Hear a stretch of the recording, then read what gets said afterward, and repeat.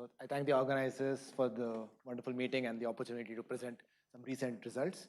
So this is based on a recent preprint put out earlier this year, which is based on joint work with Aryaman Babbar, Ilya Satki and Shivaji Sondi, all from Oxford. So this talk will be about a particular toy resolution to the so-called arrow of time paradox. And I'm going to be using a particular non-equilibrium system, which is a model of classical dipole conserving point particles, also called as fractons, to present this resolution. So I'll begin with a brief review of the arrow of time paradox, show how fractons resolve this, and then I'll end with a hot take. So the arrow of time is a familiar experience to all of us. It's the idea that evolution of macroscopic observables tends to increase Boltzmann entropy. And the second law of thermodynamics tells us that this increase in entropy is what is correlated with our perception of time flowing in one direction or the other. But where is the paradox? So the paradox is the reason why it's more natural for Humpty to have a great fall than it is for all the king's horses and all the king's men to put him back together again.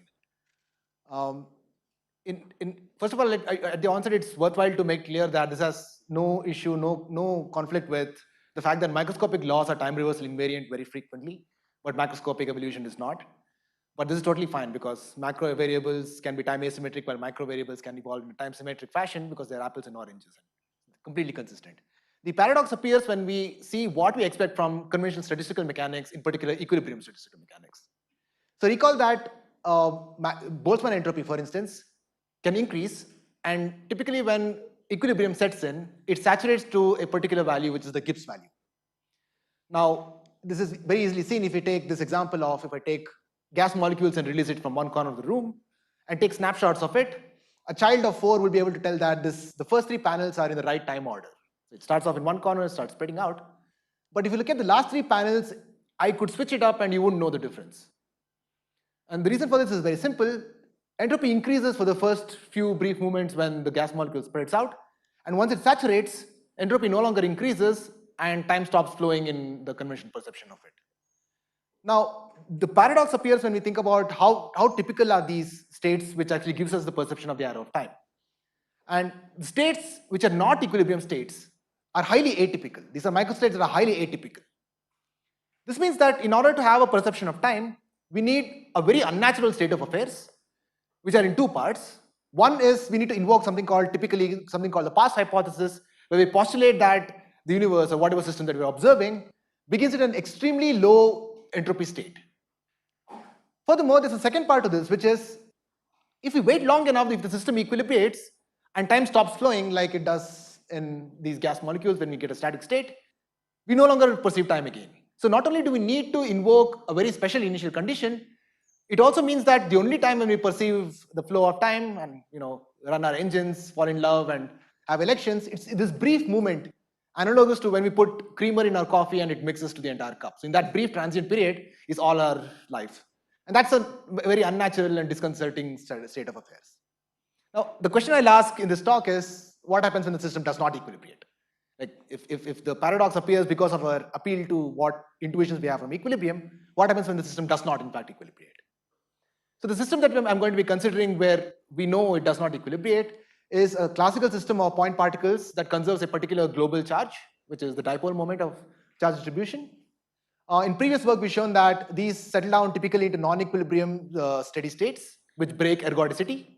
Typically, they break ergodicity in a very particular way where they cluster together and the clusters are arranged in a regular pattern, forming something akin to a crystal. This is clearly non-equilibrium because this happens at any dimensions and any energy density in clear violation of the Hohenberg-Momin-Wagner-Coleman theorem. So in this talk, I'll focus on one particular aspect, which is I claim that this also has a natural generation of the arrow of time. To see this, let me take a particular case of 4 fractons, 4 particles, which highlights all the features that we want. Now, first of all, it should be observed that I can initialize the system in any conditions and then evolve it both in forwards and backwards, and we get qualitatively the same kind of non-equilibrium steady state on both directions, which is the system forms multiple clusters, and the clusters pretty much stay intact forever. But an interesting feature obtains when we look at how the evolution occurs in the momentum space direction rather than the position space. It turns out whenever steady state sets in, we get multiple branches of momenta, one for each cluster in the position space. And these branches evolve unbounded in an unbounded fashion to larger and larger values as we wait longer and longer in time. And this happens in both directions. And the reason for this is the nature of Hamiltonian that occurs to impose these global conservation laws. Just like how the conservation of total moment produces a symmetry, which is a shift in coordinate position space, the conservation of total dipole moment produces a translation in momentum space. And so if you impose both of these by keeping a system of identical particles in mind, the only Hamiltonian that's consistent and physically reasonable, that is local and bounded from below, is something that's both a function of momenta and positions.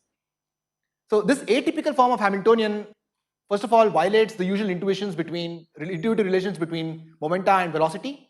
Also, it produces all these non-equilibrium steady states and things of that kind. Where is the arrow of time? So the key feature is the fact that there's this one point where all the particles come close together before they zoom apart. And this happens generically for any initial condition for any trajectory. If you look at the momenta, this is the point where the momentum branches take the smallest possible value. So if we compute the Boltzmann entropy condition on any macro variable, macro observable, for example, if I take the sum of difference of momentum squared, we see this natural tendency of entropy to reduce and increase around a particular point, which I'll refer to as the Janus point, to be consistent with previous literature.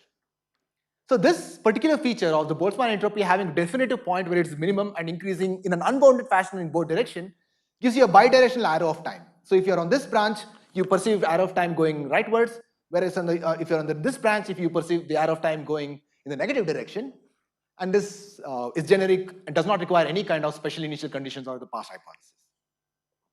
So it's worthwhile to mention that this is not the first work where such natural arrows of time have appeared.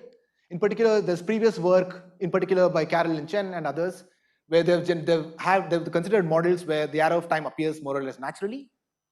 Nice thing to observe is that the unbounded entropy growth that we obtain in our model is also present in all of these models as well. In fact, one could make a very convincing argument that in order to have a natural arrow of time, we need to have unbounded entropy growth in order to avoid the issues that I mentioned previously. So previously, the unbounded entropy growth is enforced through the spatial volume being infinite. So if the particles don't have the opportunity to saturate and equilibrate. In our model, on the other hand, it's a little different. There's an unbounded momentum growth that facilitates unbounded entropy growth, which helps us avoid equilibration and generates an arrow of time.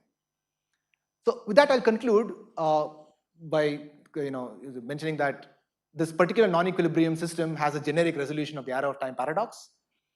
So one natural question you could ask, this is my hot take, is whether this is a generic feature of all non-equilibrium systems. Whether they naturally have this so-called Janus point, which Amish mentioned is a word coined by Julian Barber in his earlier works, and bidirectional arrow of time.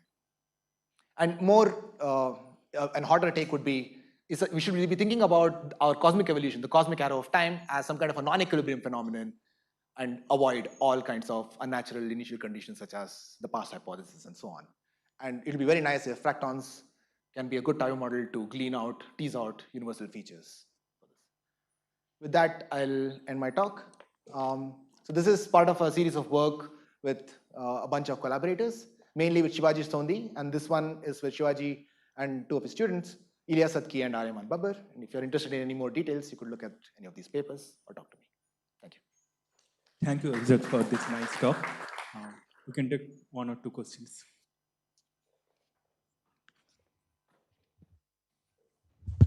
Hello. Very interesting talk. I would like to raise a question. Have you bothered about mesoscopic range? You're talking about microscopic and macroscopic and arrow of time. Have you wondered about mesoscopic scales and what would be the direction of arrow and mesoscopic range, intermediate scales? Is that a valid question? It's definitely, but we've not thought about it. If I had to guess, just from having experienced these models, it should behave more or less like macroscopic variables. In other words, you're saying macroscopic, it will be like macroscopic. Yeah. With respect to the arrow of time, but there might be more interesting features which might not be coming to my mind at the moment. There would be scales in the mesoscopic range. That's what it is. Thank you. Maybe you can ask. So just wondering, very interesting talk. Did you consider like memory effects in your model for depending for the arrow of time, like did you consider any sort of memory effects, like from hidden variables and so on? Is that a part of the model, or is it just a purely memoryless model that you have?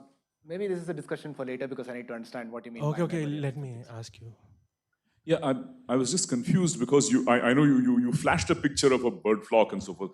Are you suggesting that your system, like those systems, is sustainedly consuming free energy and doing something? You know, your Fracton system, I couldn't see that there was a source and a sink of It's energy. not. So the So only the common analogy feature, seems... So the only common feature being that both of them are I see. settled out in non-equilibrium steady states. Okay. So whether or not energy conservation is a necessary feature, it'll be ideal if it weren't. But indeed, our model conserves energy and there's no driving source, whereas these models do. Let's thank Abhishodh once again. I think.